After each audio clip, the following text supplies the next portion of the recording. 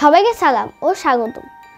আজ আমি তোমাদেরকে এমন কিছু মহান বিজ্ঞানীদের গল্প শোনাবো যারা আমাদের জীবনকে বদলে দিয়েছেন।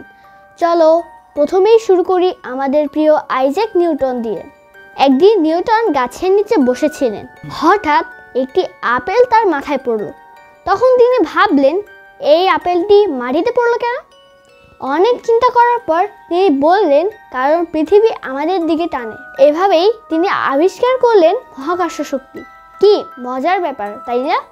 এবার বলো তো, তোমরাও কি কখনো এমন কিছু চিন্তা করেছো?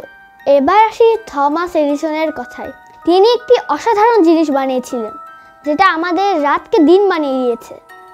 হ্যাঁ, আমি বলছি বাল্ব বা লাইটের কথা। এডিসন বারবার চেষ্টা করেছে, প্রায় 1000 বার চেষ্টা করার পর তিনি সফল হন, কিন্তু কখনো হাল ছাড়েননি। তোমরা কি জানো, চেষ্টা করলে আমরাও অনেক কিছু করতে পারি? আর আমাদের বিজ্ঞানীরা শুধু পৃথিবী নয়, মহাকাশ নিয়েও কাজ করেছেন। একজন বিখ্যাত বিজ্ঞানী কল্পনা চাওলা, তিনি মহাকাশে গিয়েছিলেন এবং দেখিয়েছিলেন যে মেয়েরা কি অসাধারণ কাজ করতে পারে। তোমরা কি জানো, একদিন আমাদের মধ্য থেকেই কেউ হয়তো মহাকাশে যাবে?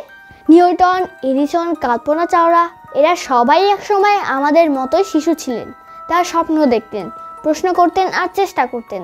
তাই আমরাও যদি একদিন বড় হয়ে বিজ্ঞানী হতে চাই, আজ থেকেই শেখা শুরু করতে হবে।